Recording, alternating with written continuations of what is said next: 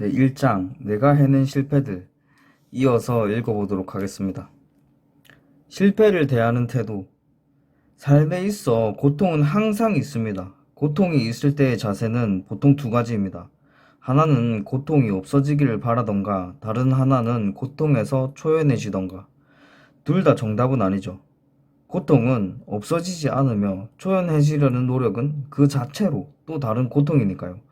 정답은 고통을 적극적으로 반갑게 맞이하는 겁니다.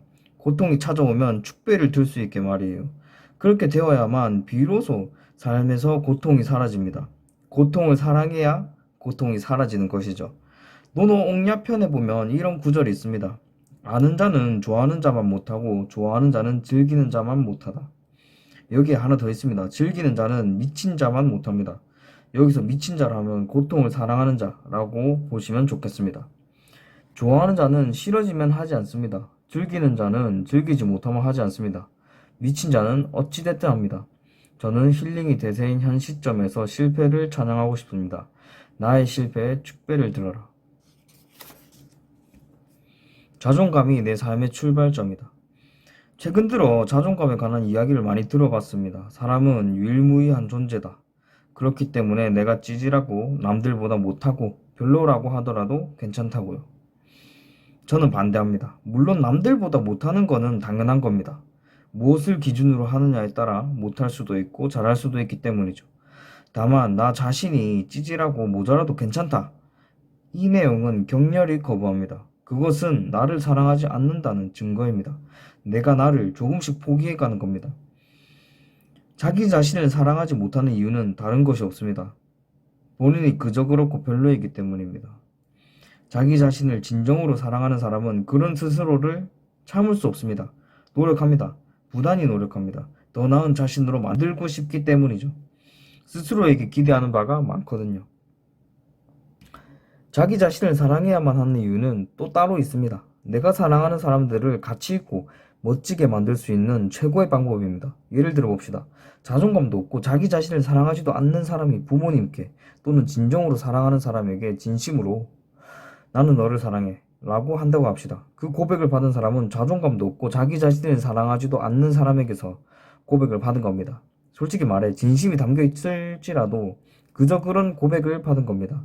반면에 자존감이 있고 자기 자신을 사랑하는 사람이 같은 고백을 했다고 합시다. 어떨까요? 아주 귀중한 고백을 받은 겁니다. 진심도 있겠고 가치도 있습니다. 이렇듯 타인을 진정으로 사랑하고 귀하게 만들기 위해서라도 나 자신이 스스로 가치 있는 사람이 되어야 합니다. 유일무이한 존재라는 사실만으로 나라는 존재를 가치 있는 존재로 만들 수 없습니다. 가치는 타고나게 주어지는 것이 아니라 끊임없는 노력으로 만들어가는 것입니다.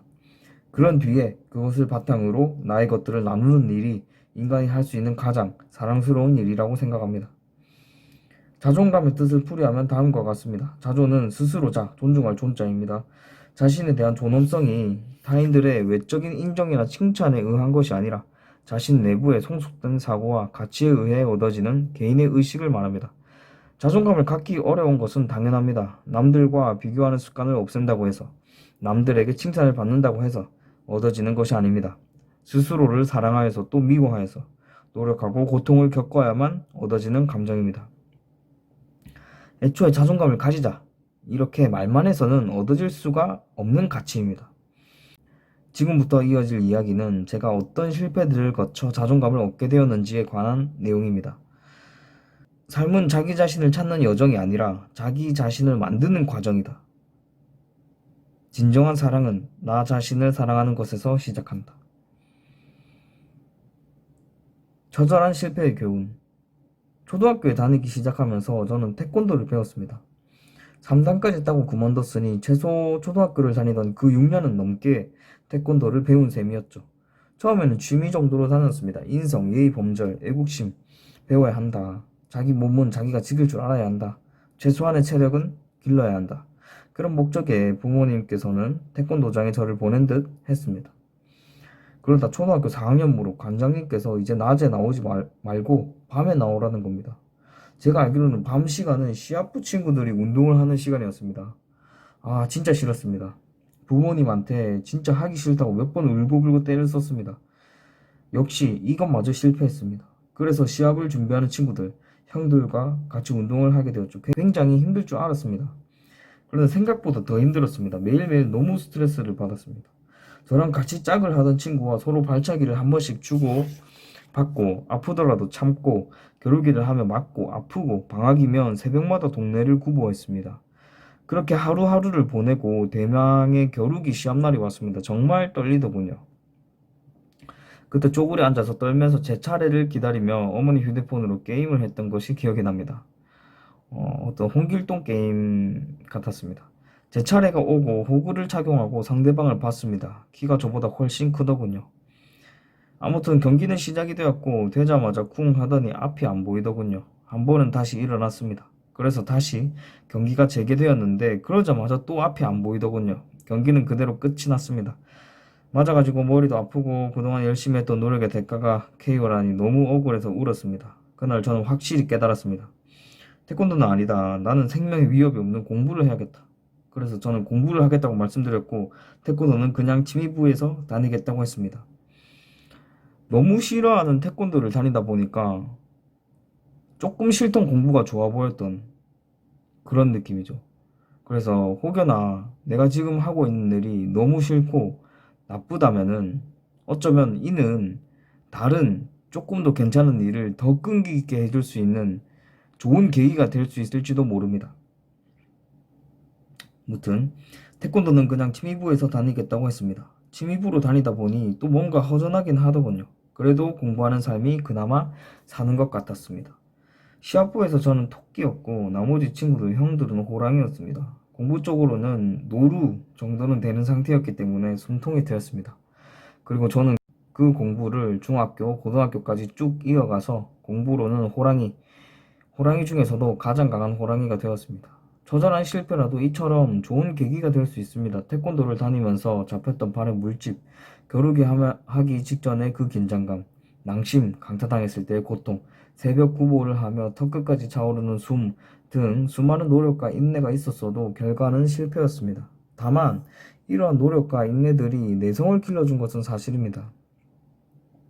공부를 해보니 차프를 쥐는 손가락 끝 마디가 아프기는 했지만 물집이 잡히지는 않았고요. 시험지를 받기 전 긴장이 되기는 했지만 겨루기 상대의 눈동자를 보는 것보다는 긴장되지 않았습니다. 오래 앉아있을 때 허리가 아프기는 했지만 낭심을 강타당한 것만큼은 아니었습니다. 공부할 양이 많아 벅차기는 했지만 숨이 터질 것 같지는 않았습니다. 처참한 실패의 과정이 저를 단련시켜준 셈입니다. 우리 모두 살면서 몇 번의 실패를 겪는다. 이것이 바로 우리를 성공할 수 있도록 준비시킨다. 토머스 에디슨의 이야기가 떠오릅니다. 그는 알칼라인 건전지를 위해 5만 번 실험했고 전구 하나를 위해 9천 번 실패를 했습니다. 그에 대해 물었더니 그는 이런 말을 했죠. 나는 실패하지 않았다. 나는 방금 작동하지 않는 10,000가지 방법을 찾았다. 사실 위인들의 명언이 그렇죠. 참 맞는 말인데 너무 대단한 사람들이라 잘 와닿지가 않죠. 저로 보면 편할 겁니다. 나는 실패하지 않았다. 나는 방금 내가 못하는 한 가지 일, 태권도 찾았다. 태권도로 실패하고 무너진 뒤 저는 공부로 일어섰습니다. 이렇게 나에게 맞지 않는 일을 하나씩 찾아서 지워가는 것은 결국 나에게 맞는 일을 찾게 도와주는 일입니다. 이 이야기에 대해서는 나중에 자세히 하도록 하겠습니다. 넘어진 것은 당신의 잘못이 아닐 수 있다. 그러나 일어서지 않는 것은 당신의 잘못이다. 벽을 내려치느라 시간을 낭비하지 마라. 그 벽이 문으로 바뀔 수 있도록 노력하라. 오늘 여기까지 하겠습니다. 감사합니다.